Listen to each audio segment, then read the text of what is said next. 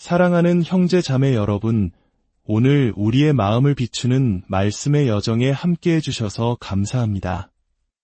이 시간이 여러분의 영혼의 깊은 평안과 위로를 가져다 주기를 기도합니다.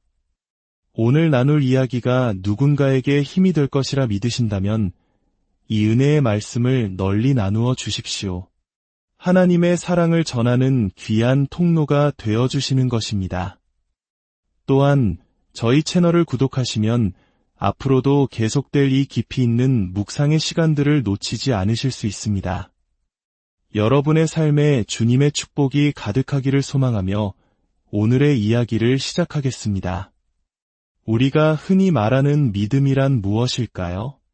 특히 우리의 삶에 위기가 닥쳐오고 두려움과 스트레스의 감정이 온몸을 휘감을 때 그 믿음은 어떤 모습으로 나타나야 할까요? 진정한 믿음은 하나님께서 예수님 안에서 우리에게 주시기로 약속하신 그 모든 놀라운 상급, 즉 하나님 자신과 사랑에 빠지는 것입니다.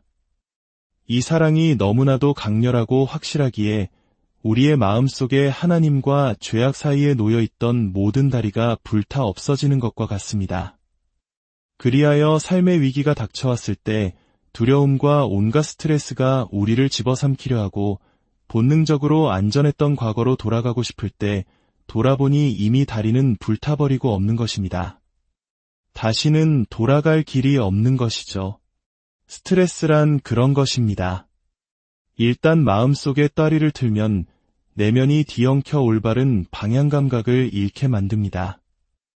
이런 상태에서는 위험을 감수하는 사랑의 삶을 살아가기가 매우 어렵습니다.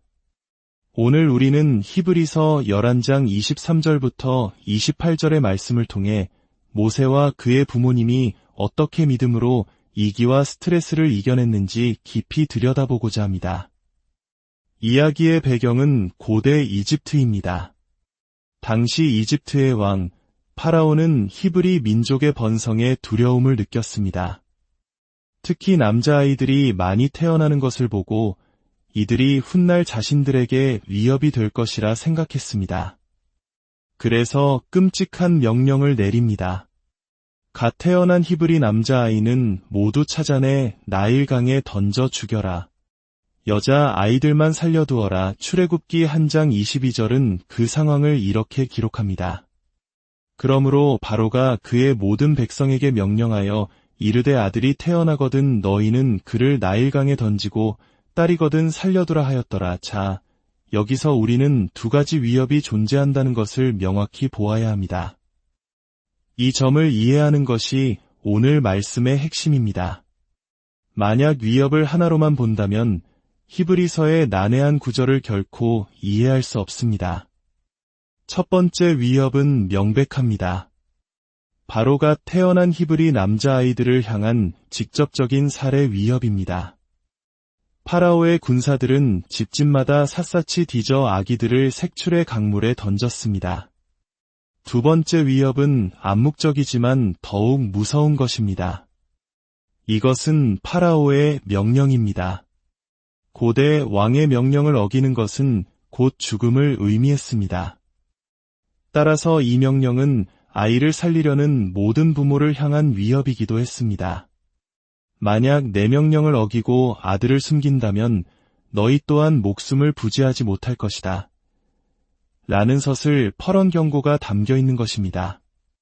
아기들을 향한 위협, 그리고 그 아기들을 구하려는 부모들을 향한 위협. 이 두 가지를 마음속에 기억하고 히브리서 11장 23절 말씀을 함께 읽어보겠습니다. 믿음으로 모세가 낳았을 때에 그 부모가 아름다운 아이임을 보고 석 달 동안 숨겨 왕의 명령을 무서워하지 아니하였으며 이 구절을 처음 읽으면 고개를 갸웃하게 됩니다. 왕의 명령을 무서워하지 않았다면서 왜 아기를 석 달 동안이나 숨겼을까? 정말 두렵지 않았다면 아기를 당당하게 품에 안고 거리를 활보하며 공개적으로 젖을 물렸어야 하는 것 아닐까 하는 의문이 생깁니다.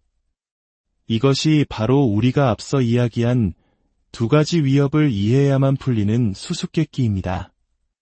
모세의 부모가 아기를 숨긴 이유는 무엇일까요? 그것은 아기를 향한 첫 번째 위협, 즉 아기가 나일강에 던져질까 봐 두려워했기 때문입니다. 아기의 생명을 지키고 싶은 부모의 당연한 마음이었죠. 그렇다면 그들이 무서워하지 않은 것은 무엇일까요? 바로 두 번째 위협, 즉 왕의 명령을 어겼을 때 자신들에게 닥쳐올 죽음의 위협입니다. 그들은 아기를 살리기 위해 자신들의 목숨을 기꺼이 내놓을 각오를 했던 것입니다. 이것이 제 해석입니다. 그들이 두려워하지 않은 것은 자기 자신들의 아니었습니다. 모세의 부모에게는 개인적인 안락함이나 쾌락, 안전을 최우선으로 여기는 이기적인 마음이 없었습니다. 그들은 파라오의 무시무시한 위협을 정면으로 마주하고 서로에게 이렇게 다짐했을 것입니다. 우리는 저 폭군의 협박에 우리의 삶을 내맡기지 않을 것이오. 우리가 할 수 있는 모든 것을 다해 우리 아이를 지킵시다. 그리고 성경은 분명히 말합니다. 이 용기, 자신의 생명을 건 이 행동이 바로 믿음으로 말미암았다고 말입니다. 믿음으로 모세가 숨겨졌으니 이는 그들이 왕의 명령을 무서워하지 않았기 때문이다. 이 구절을 압축하면 믿음으로 그들은 두려워하지 않았기에 목숨을 걸었다가 됩니다. 그렇다면 믿음은 어떻게 자신의 생명에 대한 두려움으로부터 우리를 자유롭게 할까요? 히브리서 11장 1절은 말합니다. 믿음은 바라는 것들의 실상이요 보이지 않는 것들의 증거니 상상해 보십시오. 모세의 부모가 보냈을 석 달은 그야말로 엄청난 스트레스의 연속이었을 것입니다. 아기의 작은 울음소리 하나, 지나가는 낯선 사람의 발걸음 소리 하나에 심장이 철렁 내려앉았을 겁니다. 들키면 아기도 우리도 끝장이다.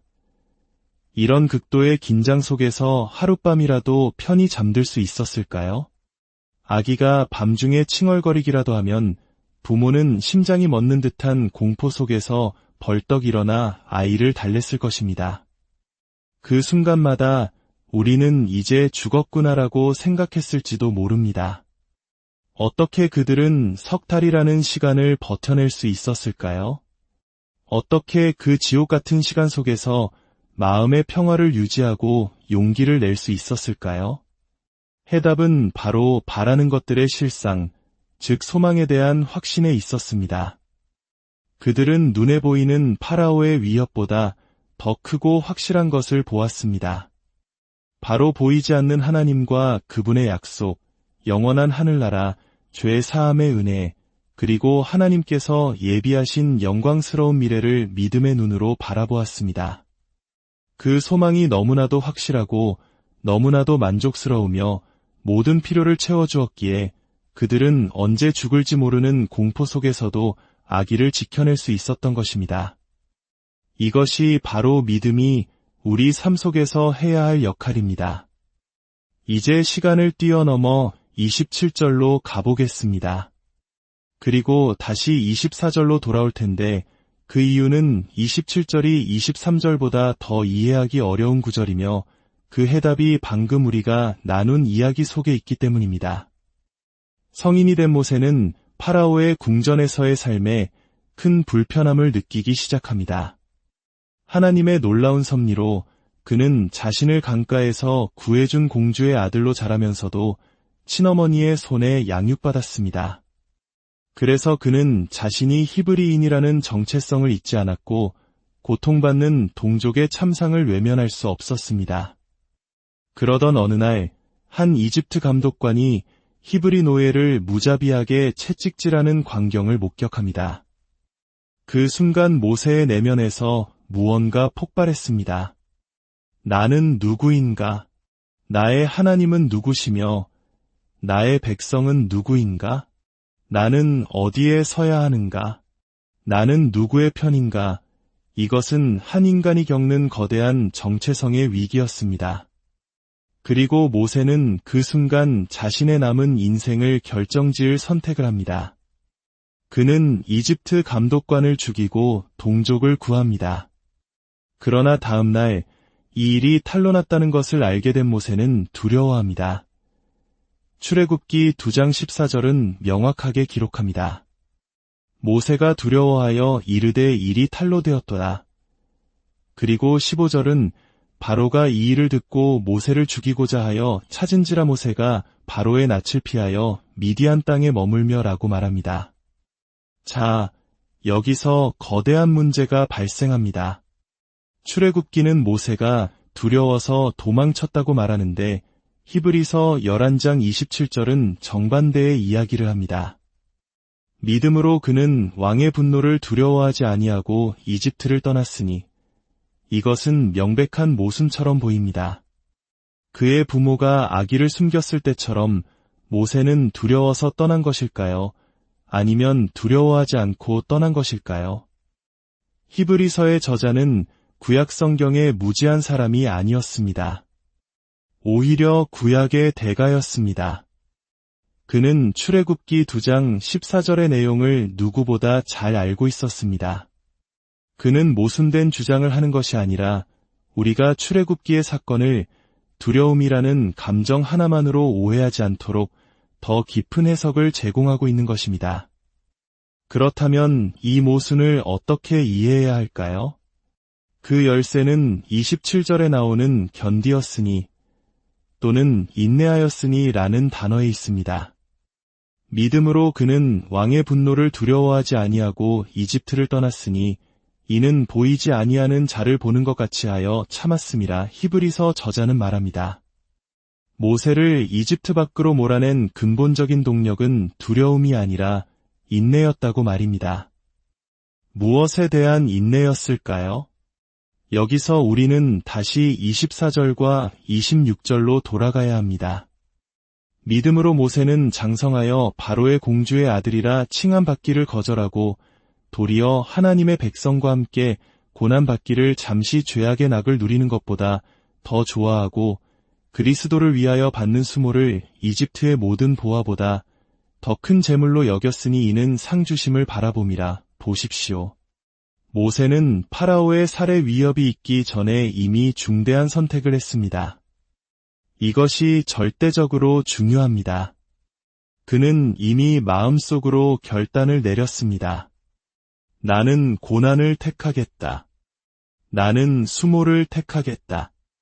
나는 궁궐을 거부하고 파라오를 거부하고 이집트의 부귀영화를 거부하고 잠시 있다 사라질 죄악의 쾌락을 거부하겠다.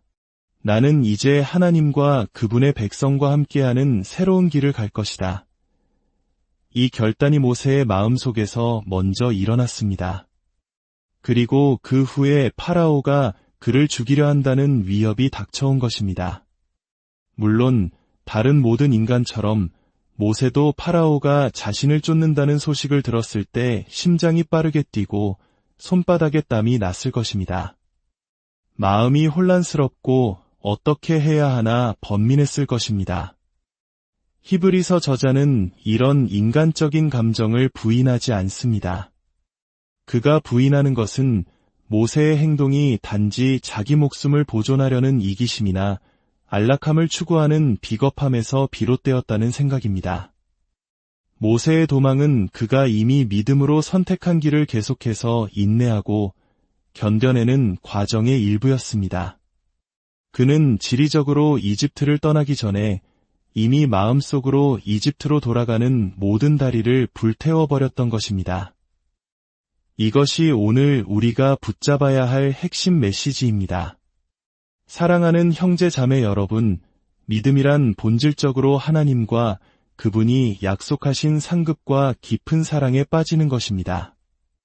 그 사랑이 너무나 커서 우리의 마음속에서 세상의 죄악과 안락함으로 돌아가려던 모든 다리가 불타 없어지는 경험입니다. 그래서 위기가 닥치고 두려움이 엄습할 때 뒤를 돌아보아도 돌아갈 다리는 이미 재가 되어 사라지고 없는 것입니다. 돌아갈 길이 없습니다. 어쩌면 모세는 다른 선택을 할 수도 있었을 겁니다. 파라오의 딸인 양어머니에게 달려가 왕과의 만남을 주선해달라고 부탁했을 수도 있습니다. 그리고 왕 앞에서 이렇게 변명했을지도 모릅니다. 폐하, 오해이십니다. 저는 히브리인들을 다룰 줄 압니다. 그들을 그렇게 폭력적으로 대해서는 벽돌 생산량을 맞출 수 없습니다. 제가 그들을 관리하여 제국의 이익을 극대화하겠습니다. 그는 얼마든지 자신의 목숨을 구걸하고 다시 궁궐의 안락한 삶으로 돌아갈 수 있었을 겁니다. 하지만 그는 그렇게 하지 않았습니다. 그는 자신이 선택한 길을 계속 걸었습니다. 이집트로 돌아가는 다리는 이미 마음속에서 불탔고 그는 앞으로 40년 동안 하나님께서 어떻게 자신을 인도하실지 보기 위해 광야로 나아갔습니다. 말씀을 맺겠습니다. 오늘 아침 우리 모두 모세와 같이 되기를 소망합니다. 26절의 말씀처럼 하나님이 약속하신 상급을 바라봅시다. 27절의 말씀처럼 보이지 않는 하나님을 보는 것처럼 살아갑시다. 모세가 현재의 어려운 상황에서 눈을 돌려 영원한 상급과 보이지 않는 하나님께 시선을 고정했던 것처럼 우리도 그렇게 합시다. 하나님을 향한 갈망이 우리 안에서 불타오르게 하여 우리 삶에 존재하는 수천 가지의 죄악과 수천 가지의 두려움으로 연결된 다리들이 모두 불타 없어지기를 기도합니다. 여러분의 삶에 어떤 위기와 두려움이 있든지 믿음은 두려움이 없는 상태가 아니라 두려움에도 불구하고 하나님께서 약속하신 더 위대한 것을 향해 발걸음을 내딛는 용기임을 기억하십시오. 마음속 다리를 불태우십시오. 돌아갈 곳은 오직 하나님 한 분뿐입니다. 주님의 평강이 여러분과 함께 하시기를